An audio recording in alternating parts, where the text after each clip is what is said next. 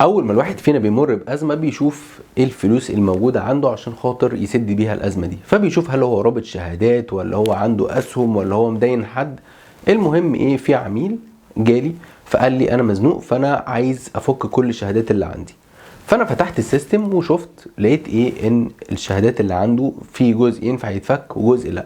فقلت له يا فندم حضرتك عندك شهادتين، شهاده منهم ينفع تتفك بس هيبقى عليها عموله كسر، والشهاده الثانيه مش هينفع تتفك دلوقتي. طبعا وشه اتقلب مره واحده، قال لي نعم دي فلوسي، يعني انا فلوس تبقى عندكم ومش عارف اسحبها كمان يعني ولا ايه؟ فاحنا هنشوف مع بعض في الفيديو دوت ايه الشهادات اللي هي ما ينفعش تتفك عشان خاطر نتجنب الموضوع ده، او نبقى فاهمين على الاقل عشان واحنا جايين نكسر نبقى عارفين احنا هنعمل ايه.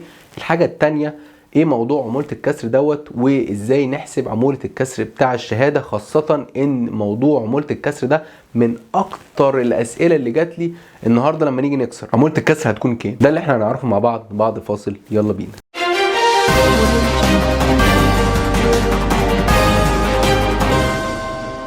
ازيكم عاملين ايه؟ يا رب تكونوا بخير. في البدايه برحب بيكم في القناه اللي تخص البنوك، انا معاكم محمد العسال. استاذنك تعمل لنا اشتراك في القناه مع تفعيل خاصيه الجرس علشان يجيلك كل جديد، وما تنساش تعمل لنا لايك وشير للفيديو عشان اكتر ناس تعرف المعلومه لانها هتفيد حد غيرك. الاول خلينا نتكلم الاول معنى الشهاده ايه. الشهاده دي هو عقد ما بيني وما بين البنك ان انا هربط فلوس او هدي فلوس البنك يجمدها لمده معينه، في مقابل ان البنك هيديني عائد عليها خلال المده دي، والعائد ده بيكون ثابت لو الشهاده ثابته مش متغيره. وده السؤال اللي بيتسال كتير النهارده، لو انا عندي شهاده والبنك المركزي علّى الفايده وبالتالي البنوك علّت الفايده، ساعتها الشهاده بتاعتي هتعلى ولا هتفضل زي ما هي؟ فلا، هتفضل زي ما هي، لانك انت ماضي العقد من الاول ان انت الفايده هتجيلك ثابته. انما لو انت عامل عقد متغير او الشهاده متغيره، بتعلى مع كوريدور البنك المركزي او بتقل حسب كوريدور البنك المركزي. فكده ايه، احنا متفقين ان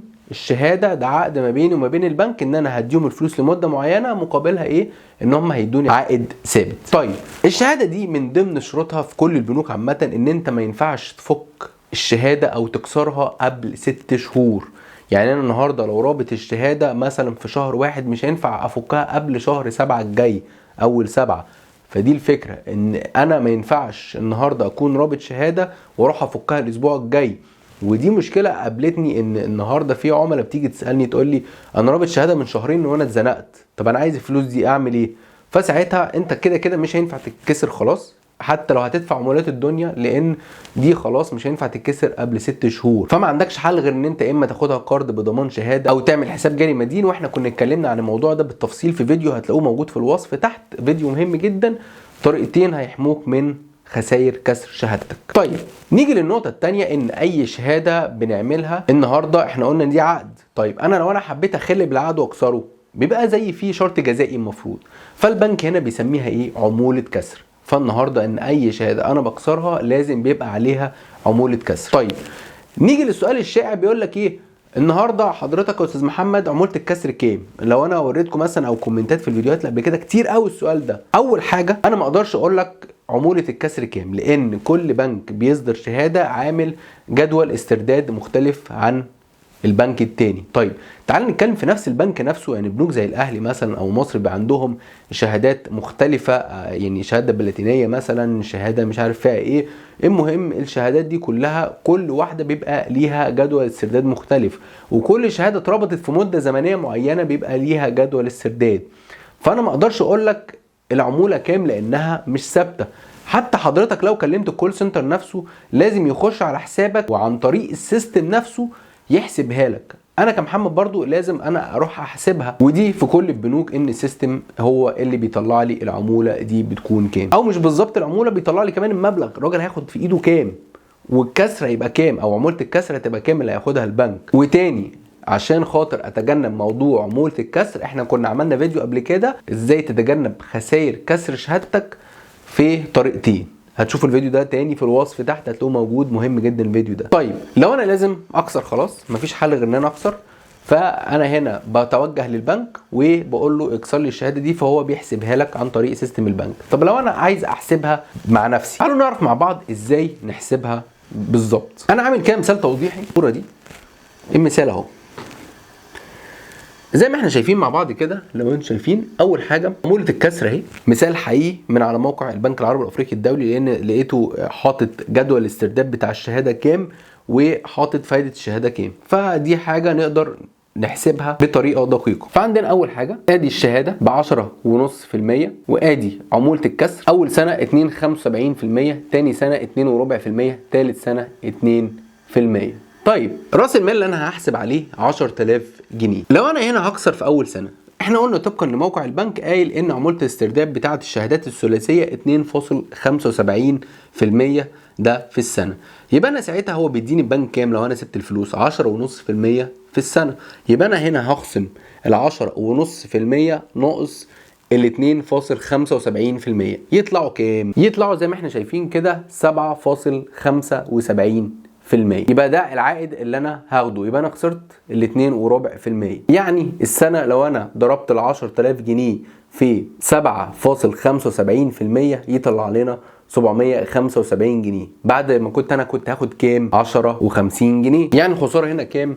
325 جنيه. لو جينا هنا تاني سنه زي ما انا حاسبها، تاني سنه موقع البنك بيقول 2.25% عموله الكسر.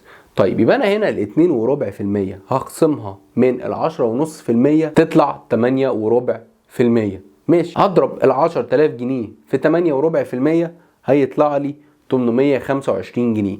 يعني الخساره هنا 225 جنيه. انا كنت هاخد كام لو انا سبتها؟ 1050 جنيه في السنه.